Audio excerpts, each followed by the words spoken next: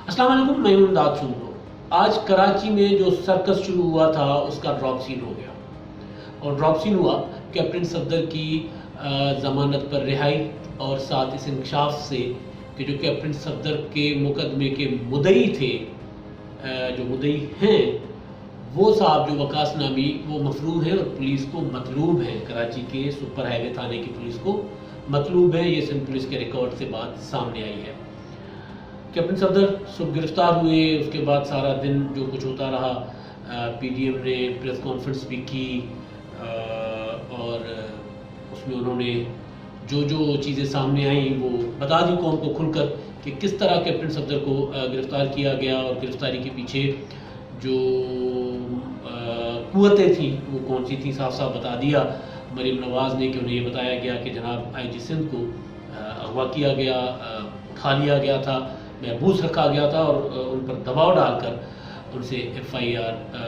दर्ज करवाई गई और एफआईआर दर्ज करवाने के बाद जो है वो गिरफ्तारी के लिए टीमें दबाव पर भेजी गई। अब ये सब क्यों किया गया, ये मैंने अपने पहले व्लॉग में बताया था कि ये बेसिकली सिंध पुलिस के ज़रिए सिंध हुकूमत के मेहमान या हुक्मरान जमात पीपल्स पार्टी के मेहमान मरीम नवाज़ के साथ आने वाले उनके शोहर को होटल से दहशत गर्दों की तरह गिरफ्तार करवाकर बुनियादी तौर पर मकसद हासिल किए जाने की कोशिश की गई थी कि पीडीएम के अंदर दरारें पड़े, बदगुमानी पैदा हो पीडीएम की दीगर जमातों की पीपल्स पार्टी की तरफ, और साथ साथ पीडीएम को ये पैगाम भी जाए कि जो इमरान खान ने कहा था कि नहीं छटाएंगे, अब नहीं छोड़ेंगे, ये पैगाम देना मकसूद था। पहले इमरान खान की ज़बान से पैगाम दिलवाया गया और उसके बाद एक कदम उठाकर मगर कैप्टन सफदर की गिरफ्तारी करवाकर मगर बहरहाल वो 11 साढ़े 11 घंटों के बाद वो रिहा हो गए। और जो चाल थी अपोजिशन में दरारें डालने वाली वो नाकाम हुई। उससे पहले क्या किया जाता रहा, क्या हुआ, उसमें एक बड़ी दिलचस्प चीज़ सामने आई है, वायरल है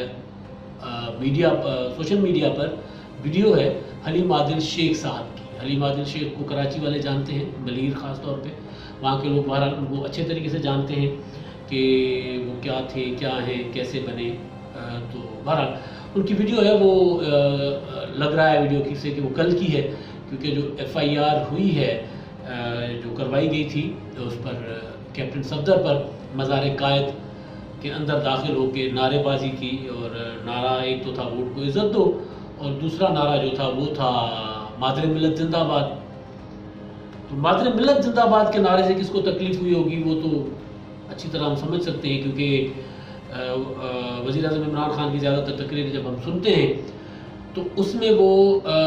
मुल्क की जो सियासी जमहूरी हुकूमतें हैं उनकी तो बुराइयां करते हैं, एक दो दौर अदवार की वो जो तारीफ़ें करते हैं उसमें अयूब खान का है 60 की दहाई में पाकिस्तान की तरक्की। ये इमरान खान साहब बरमला कह रहे होते हैं तो वो बहुत ज़्यादा एडमायर करते हैं, बहुत ज़्यादा मुतासिर अयूब खान से, और अयूब खान को मादरे मिल्लत जो है वो तारीख़ बताती है कि अयूब खान ने मादरे मिल्लत के साथ क्या क्या सलूक किया था, उनको गद्दार डिक्लेयर किया था और वो अपना सबसे बड़ा मुखालिफ समझते थे मादरे मिल्लत को, कायद-ए-आज़म मोहम्मद अली जिन्ना की हमशीरा मोहतरमा फ़ातिमा जिन्ना को। तो जब कैप्टन सफदर मोहतरमा फ़ातिमा जिन्ना के ख़िलाफ़ नारे लगाएं, के हक़ में नारे लगाएं, माफ़ी चाहता हूँ, कि हक़ में नारे लगाएं, तो इमरान खान की रिजीम हो तो ज़ाहिर है समझ में आता है कि वो ये बात कैसे हज़म हो सकती थी। और फिर ज़ाहिर है हलीम आदिल शेख पीटीआई के सिंध के सबसे मुतहरिक तरीन और बाअसर तरीन रहनुमा हैं, और उन्होंने वज़ीर आज़म हाउस तक उनकी रसाई है मुकम्मल और सबसे ज़्यादा रसाई है। तो जब वो थाने से उनकी वीडियो जो वायरल हुई है उसमें वो जो थानेदार हैं बैठे बारिश से उनको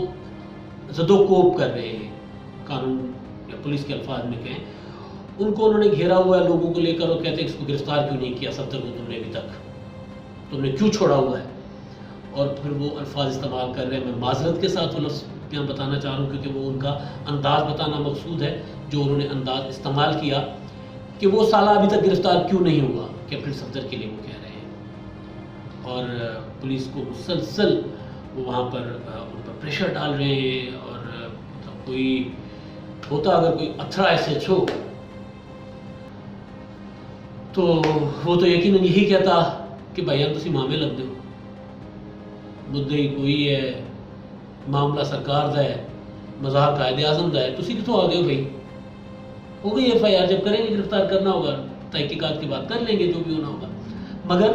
وہ جو انداز بتا رہا ہے کہ یہ گرفتاری جو ہے کہاں سے کروائی گئی ہے، کس کے حکم پر کروائی گئی اور کس طرح کروائی گئی، اور اس کے بعد جو پریس کانفرنس میں اپوزیشن نے جو باتیں بتائی ہیں وہاں پر، کیونکہ صرف یہ نہیں ہے کہ مریم نواز نے کہہ دیا کہ جی وہ اٹھا لیا گیا تھا آئی جی کو، اور اس کے بعد سندھ حکومت خاموش رہی، ساتھ ہی سندھ حکومت کے سارے وزراء بھی بیٹھے ہوئے تھے، ناصر حسین شاہ صاحب بیٹھے ہوئے تھے، مرزا وہاب بیٹھے ہوئے تھے، اور انہوں نے اس بات کی تائید کی اور انہوں نے کہا کہ اس کی تحقیقات کروائی جا رہی ہیں کہ یہ کیا ہوا ہے اور کیوں یہ ایسا کچھ کیا گیا ہے۔ تو یہ ایک چیز ہوئی، اور ساتھ ہی جو چیز جو کیونکہ مریم نواز مہمان تھی، بلاول بھٹو کی مہمان تھی، تو انہوں نے یہ بھی بتایا، بلکہ پہلے تو یہ کہا کہ مجھے یقین ہے اور میں نے ایک لمحے کے لیے بھی یہ نہیں سوچا کہ یہ گورنمنٹ آف سندھ کی کارروائی ہوگی یا پیپلز پارٹی کی کارروائی ہوگی، میں سمجھ گئی تھی کہ کس نے کروایا ہے۔ انہوں نے یہ بھی کہا کہ اس میں جیسے القادی آئے ہوئے تھے گرفتاری کے وقت۔ لیکن ایک اور بات جو مریم نواز نے کی وہ یہ تھی کہ انہوں نے کہا کہ جناب بلاول بھٹو صاحب نے مجھے فون کیا اور بلاول صاحب نے معذرت کی، شرمندگی کا اظہار کیا، اور ساتھ ساتھ وہ بہت غصے میں بھی تھے، شدید غصے میں تھے۔ میں ذاتی طور پر بلاول کے ساتھ جو ملاقاتیں رہتی ہیں تو وہ نوجوان پریس کانفرنسز میں تو مسکرا کر باتیں کرتے ہیں، کبھی تقریر میں کس طرح جذباتی ہوتے ہیں، لیکن بہت سے معاملوں میں بہت ٹچی ہیں اور بہت غصہ آ جاتا ہے ان کو، خاص طور پر خواتین کا معاملہ، وہ اپنی والدہ کو لے کر کیونکہ ایڈلائز کرتے ہیں اپنی والدہ کو، تو خواتین کے معاملے میں وہ کچھ برداشت نہیں کرتے، چاہے مخالف خواتین ہو۔ آپ کو یاد ہوگا کہ سندھ اسمبلی میں نصرت سحر عباسی کے متعلق پیپلز پارٹی کے جو امداد پتافی نے کچھ بد کلامی کی تھی، تو ان کو بھیجا گیا تھا کہ جا کے معافی مانگو ورنہ پارٹی سے تمہیں نکال دیا جائے گا، آپ کا پھر یہاں پہ کوئی گنجائش نہیں ہے۔ تو اتنے ٹچی ہیں، تو جب مہمان ہو مریم نواز ان کی، اور ان کا رات کو وہ سوئی ہوں اور ان کے کمرے کا دروازہ توڑ کر اور چار دیواری کا تقدس پامال کر کے اندر جو ہے وہ ان کو ان کے شوہر کو گرفتار کرنے کے لیے ان کے بیڈ روم تک، ہوٹل کا روم ظاہر اس وقت ان کے پاس آکوپائڈ تھا، ان کا بیڈ روم ہی تھا، تو اس کے اندر گھس کے ان کو گرفتار کرنے کے بعد بلاول کا کیا ری ایکشن ہوگا وہ میں اچھی طرح سمجھ سکتا ہوں، جس کا اظہار مریم نواز نے بھی کیا۔ اور جو چیزیں سامنے آ رہی ہیں، جو کچھ کراچی میں جس کو جو تماشا صبح سے لگا، وہ کیونکہ پی ڈی ایم کی تحریک اٹھ رہی ہے، اور میں نے اپنے پہلے ولاگ میں بھی کہا تھا کہ اسلام آباد گجرانوالہ جلسے کے بعد کراچی جلسہ تو محاذ جو ہے وہ کھل گیا ہے، دو بدو ہو گیا معاملہ۔ تو اب ہونے جو لگ رہا ہے وہ یہ کہ جی کیپٹن صفدر صاحب کو آصف زرداری بنانے کی کوشش کی جا رہی ہے۔ کیپٹن صفدر کی ایک خصوصیت جو ہے وہ یہ ہے کہ وہ بہرحال تکلیف مصیبت میں اپنی اہلیہ کے ساتھ ڈٹ کر کھڑے ہوئے ہیں، ان کے بالکل بازو بنے ہوئے ہیں، ان کی ڈھال بنے ہوئے ہیں، اور ظاہر ہے ان کو کیپٹن صفدر کا تو کوئی قصور نہیں ہے، وہ جیلوں میں گئے، 2000 میں گئے، 1999 میں جب گئے، اس کے بعد ابھی بھی جیل کاٹ کے آئے، تو وہ تو اسی وجہ سے ہے کہ وہ نواز شریف کے داماد ہیں، بالکل ایسے جیسے آصف زرداری بھٹو کے داماد ہیں، بالکل ایسے ہی جیسے وہ مریم نواز کے شوہر ہیں، بالکل ایسے ہی جیسے آصف زرداری محترمہ کے بینظیر بھٹو صاحبہ کے خاوند تھے، اور وہ 11.5 سال اسی چکر میں 11 سال جیلوں میں رہے، اور ظاہر کیپٹن صفدر کے ساتھ بھی یہی کچھ کیا جا رہا ہے۔ کوشش یہ کی جا رہی ہے کہ مریم نواز کو کمزور کیا جائے، جس کا اظہار مریم نواز نے اپنی پریس کانفرنس میں بھی کیا کہ ان کو بلیک میل کرنے کے لیے ان کے رشتوں کو استعمال کیا جا رہا ہے۔ مریم نواز کا یہ جملہ جو تھا، اس میں بہت زیادہ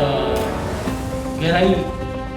پاکستان کی سیاست کے حوالے سے میں کہہ رہا ہوں کہ بہت زیادہ گہرائی تھی، کیونکہ ماضی میں بھی یہی کچھ ہوتا رہا ہے۔ ماضی میں محترمہ بینظیر بھٹو کو بلیک میل کرنے کے لیے آصف زرداری کو جیلوں میں رکھا گیا تھا۔ مریم نواز کے لیے کہتے ہیں کہ وہ خود کو، اور انہوں نے کئی بار یہ ایک نہتی لڑکی والا جو نعرہ ہے جو محترمہ کے لیے لگتا تھا، وہ مریم نواز خود بھی اپنے لیے لگاتی ہیں، تو وہ اپنے آپ کو بینظیر بھٹو کو آئیڈیلائز کر کے اپنی شخصیت کو وہ کیا سمجھتی ہیں کہ لوگ مجھے وہ ان سے دیں، مشابہت دیں۔ تو ظاہر ہے جب مریم نواز بینظیر بھٹو समझती हैं, अपने आप को बनने की कोशिश करती हैं, तो फिर बनाने वाले उनके शोर को आसिफ जरदारी बनाने की कोशिश करते हैं। मेरी दुआ है कि मरीम नवाज़ बेनज़ीर भुट्टो सियासी कदकाट उनका अभी, क्योंकि उनकी आगाज़ है उनकी सियासत का, सियासी कदकाट तो उनका इतना नहीं है, लेकिन मैं ज़ाती ज़िंदगी के हवाले से कह रहा हूँ कि मेरी दुआ है कि मरीम नवाज़ बेनज़ीर भुट्टो ना बने। बेनज़ीर भुट्टो ने जितने जनाजे उठाए बाप के, भाइयों के, कारकुनों के, तो वो आग और खून से निकल कर, आग और खून के दरिया पार करके 30 साल आमरीतों का, और मतलब एक कड़वी हकीकत है कि मरीम नवाज़ साहब की वालिद के मज़ालिम का मुकाबला करते हुए बेनज़ीर बनी और फिर शहीद हुई जब, तो फिर उनको मुखालफीन ने भी माना कि नहीं, बेनज़ीर वाकई बेनज़ीर है। तो मेरी दुआ है कि मरीम नवाज़ का सियासी कदकाट तो बेशक वो हो, लेकिन ज़ाती ज़िंदगी उनकी ये ना हो। और मेरी ये भी दुआ है कि कैप्टन सफ्दर जो हैं वो उनके लिए आसिफ जरदारी जैसे ज़रूर बने, क्योंकि आसिफ जरदारी बेनज़ीर भुट्टो की ताकत थे।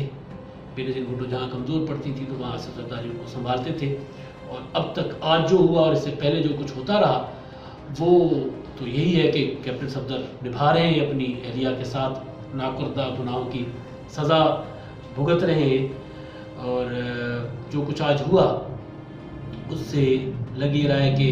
हम तारीख से सबक सीखने को तैयार नहीं हैं। वही किरदार है, वही खेल है, वही चालें हैं, बस किरदार और शक्लें बदली हैं। हो यही रहा है जो माजी में होता रहा कि जो सिविलियन बालादस्ती की बात करे उसको निशान